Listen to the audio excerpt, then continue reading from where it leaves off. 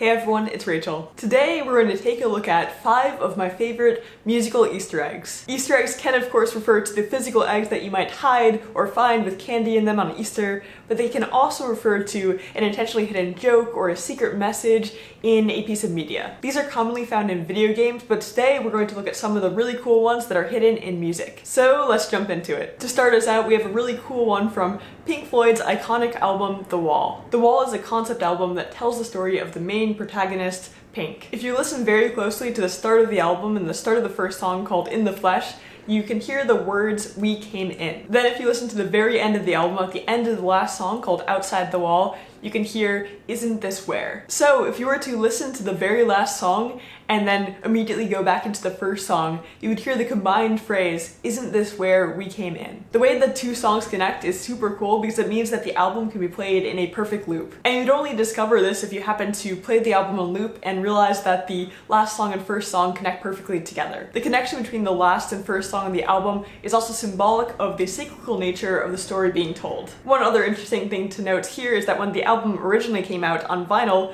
it would have been pretty tricky to discover this because you couldn't just instantly restart the album after finishing the last song. So you would have to have 2 different record players going at the same time in order to get the perfect loop going. This has since become a lot easier to replicate in the age of digital music. Now moving on to another really cool Easter egg, we're going to take a look at Tool's Lateralis. Lateralis has some really cool connections to the series of numbers known as the Fibonacci Sequence. If you haven't heard of it before, the Fibonacci Sequence is a series of numbers where each number is equal to the sum of the previous 2 numbers. So starting from 0 and 1, you would have 0, 1, 1, then 0, 1, 1, 2, and then 0, 1, 1, 2, 3, 0, 1, 1, 2, 3, 5, and so on. The Fibonacci sequence appears in many different areas that you wouldn't expect across mathematics and nature, and it's really cool how Tool decided to incorporate it into their song Lateralis. For one, the lyrics of the song actually follow the Fibonacci sequence in terms of syllables, with the number of syllables going up and down the Fibonacci sequence throughout the song. So for example, you have the lyrics black,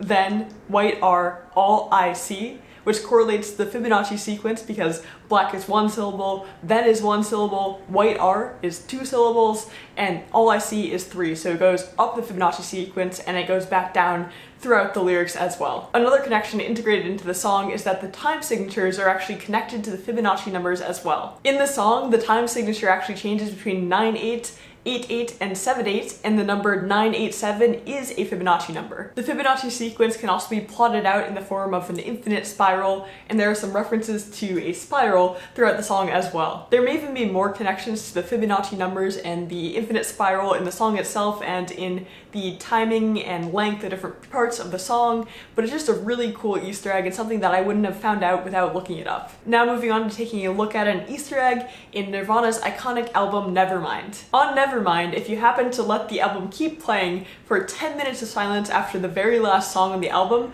you might have discovered a hidden song called Endless Nameless. Interestingly, the song was accidentally left off of the first copies of the album, but then the band noticed and requested that it be added, so the later copies all have it, but not every copy of Nevermind has this secret song. Nowadays, it's a lot harder to hide a song on an album, but if you're listening to it on vinyl or in a CD player, you would have only discovered it if you accidentally left the CD or vinyl running for 10 minutes after what sounded like the end of the album, and then you've just been totally surprised when you heard another song come on. So I think this is super cool. Next off, we have a pervasive Easter egg that has been around for over 100 years and has appeared across many different songs, and that is the Bach motif. A motif is a short musical phrase that is important within a composition. So the Bach motif is the series of notes B flat, A, C, B. Now this is notable because in German musical nomenclature, the note B natural is represented by an H, and the note B flat is just B. So if you put this together,